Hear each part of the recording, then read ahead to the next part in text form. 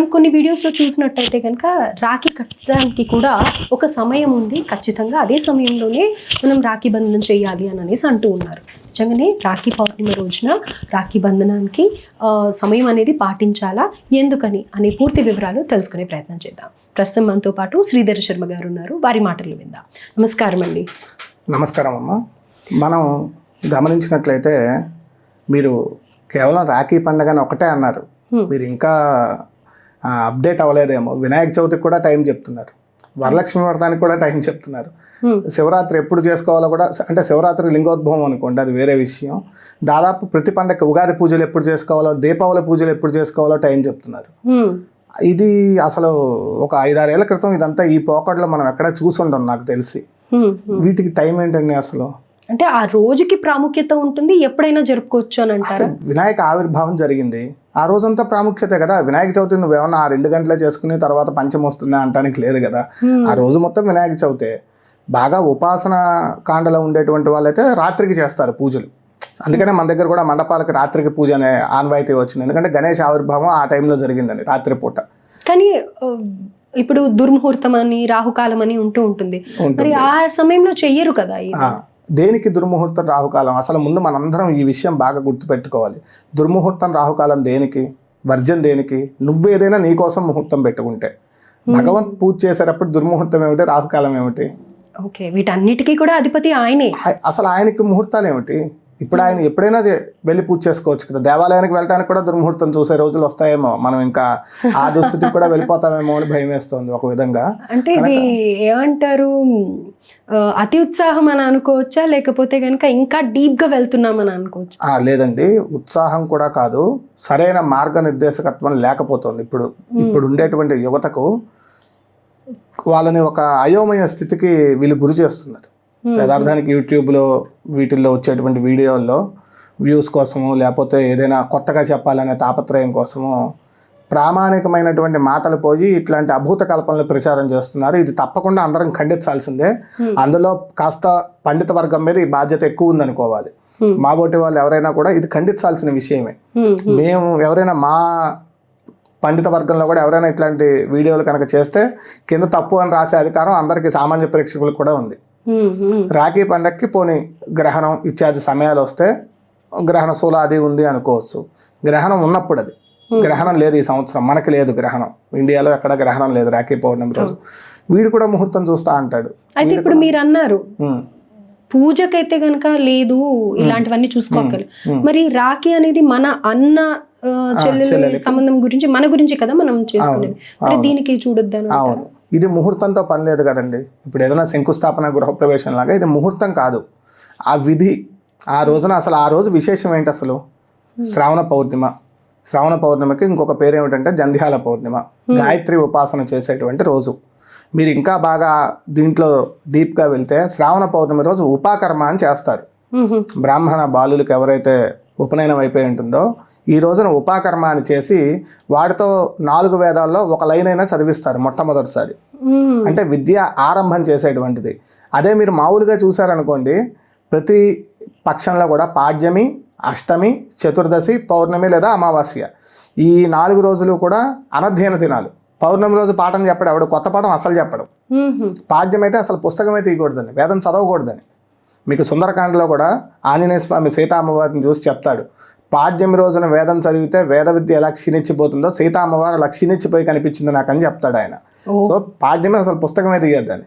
కానీ మీరు ఈ శ్రావణ పౌర్ణమి రోజున విశేషంగా ఆ రోజు పాఠం మొదలు పెడతాం, ఊరికే 2 లైన్లన్నా చదివిస్తాం. అది కూడా ఎవరు చేస్తారయ్యా? గురువు గారు విద్యార్థికి చేయిస్తాడు ఈ ఉపాకర్మ. ఇక్కడ తండ్రితో ఇక ప్రమేయం లేదు. దేనికయ్యా అంటే ఆ రోజు గాయత్రి ఆవిర్భావం జరిగింది. గాయత్రి అమ్మవారి అనుగ్రహం వాడికి కావాలి, వేదమాత కాబట్టి. కనుక ఇది కూడా ఉపాసనకి సంబంధించిన రోజే. రాఖీ పౌర్ణమి ఓకే, మీరు రాఖీలు కట్టండి, దీనికి ఏం తప్పేమీ కాదు. కానీ ఈ రోజున ప్రధానంగా చేయాల్సిన గాయత్రి ఉపాసన. అసలు రాఖీ ఎప్పుడు కట్టాలి? సహజంగా ఏ పనైనా మనం ఎప్పుడు చేయాలి? జనరల్గా మనం ఆలోచిస్తే చక్కగా పొద్దున్నే లేచి మన యొక్క స్నానపానాదులన్నీ చేసుకున్న తర్వాత దేవతా పూజ చేసేసి టిఫిన్ ఏదో చేసి వెళ్ళి వాళ్ళ ఇంటికి వెళ్ళి మనం రాఖీ కడతాం, వాళ్ళని మన ఇంటికి పిలిపించి ఇదే కదా జరిగేది.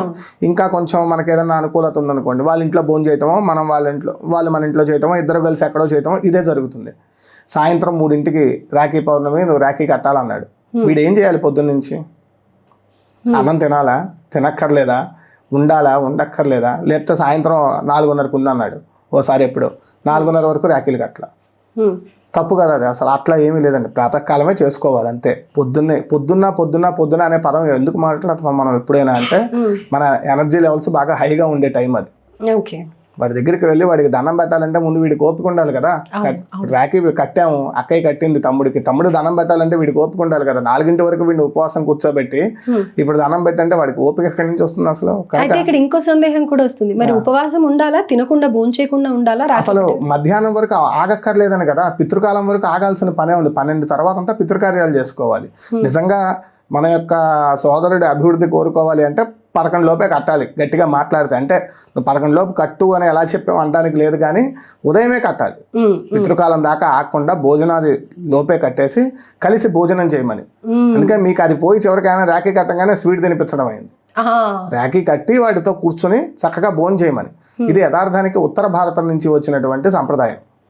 మన దగ్గర రాఖీ పౌర్ణమి లేదు, కానీ భగిని హస్తభోజనం అని కార్తీక మాసంలో వచ్చేటువంటి ఆ విధి రోజున భగిని హస్తభోజనం. ఆ రోజు అన్నయ్య ఎక్కడున్నా సరే చెల్లెలింటికి వెళ్ళి భోజనం చేసి వస్తాడు. ఒక విధంగా చెప్పాలంటే అది వేదోక్తమైన రాఖీ పండుగ అనుకోవచ్చు.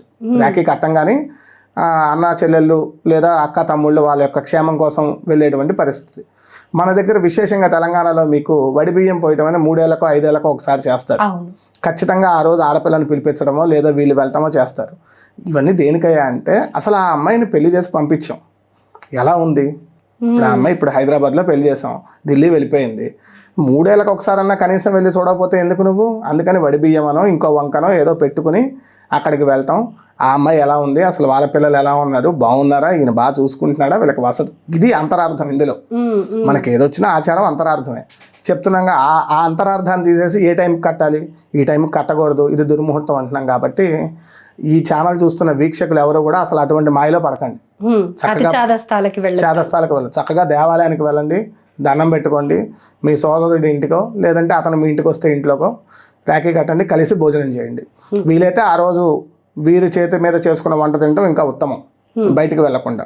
శాకాహారం తింటాం ఇంకా ఉత్తమం, పౌర్ణమి తిథి కాబట్టి. ఇది ఆచరిస్తే సరిపోతుంది. అంటే ఆ ఒక్క రోజున మన అన్నయ్యకి ఇష్టమైన పనులు కానీ, వాడు చిన్నప్పటి నుంచి మనం చూస్తూ ఉంటాం అన్న తమ్ముళ్ళని.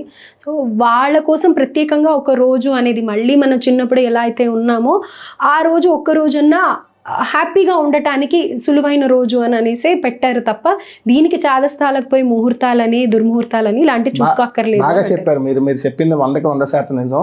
మన అన్నయ్యకి తమ్ముడికి చిన్నప్పటి నుంచి మనం ఇచ్చిన ప్రాధాన్యత ఒక వయసు వచ్చిన తర్వాత ఇవ్వలేం. మన కెరీర్ మన హడావిడిలో అయిపోతాం. కనుక ఈ సందర్భంలో నా పిలిచి వీడికి ఫలానా వస్తువు ఇష్టం, చిన్నప్పుడు బాగా తినేవాడని గుర్తుపెట్టుకోవడం వల్ల ఆప్యాయతలు పెరుగుతాయి. ఒకరికొకరు ఏదైనా కష్టకాలం వస్తే అనుబంధంగా నుంచుంటారు. మనకి ఎవరుంటారండి? మన అన్నదమ్ములు, తల్లిదండ్రులు, తెలిసిన వాళ్ళు, మనం మేలు కోరే వాళ్ళు ఎవరుంటారు అంటే, కాలక్రమంలో అందరూ అలా లేరు అని మనం ఎన్ని మాటలు మాట్లాడినా కూడా మెజారిటీ పీపుల్ ఈ రోజు కూడా చెల్లెలు, అక్క లేదంటే అన్నయ్య, తమ్ముడు అనే ప్రేమతోనే ఉన్నారు కదా. వారి ఆర్థిక వ్యవహారాల్లో ఏమన్నా కొంచెం తేడా ఉన్నప్పటికీ కూడా మిగతా విషయంలో అనుబంధంగానే ఉన్నారు కదా. ఈ అనుబంధం గట్టిపడటానికే ఇటువంటి కార్యక్రమాలన్నీ. కనుక ఆ అంతరార్థం గుర్తుపెట్టుకుంటే చాలు మనం. రైట్. సో ఈ ఒక్కరోజు ప్రేమగా అన్నతమ్ములతో సమయం గడపండి తప్ప ఎలాంటి చాదస్తాలు పెట్టుకొని ఈ ముహూర్తం లేకపోతే ఇలానే రాఖీ కట్టాలి ఇలాంటి నియమాలు ఏమీ పాటించక్కర్లేదు అనేసి చెప్తూ ఉన్నారు. ధన్యవాదాలు. నమస్కారం అండి.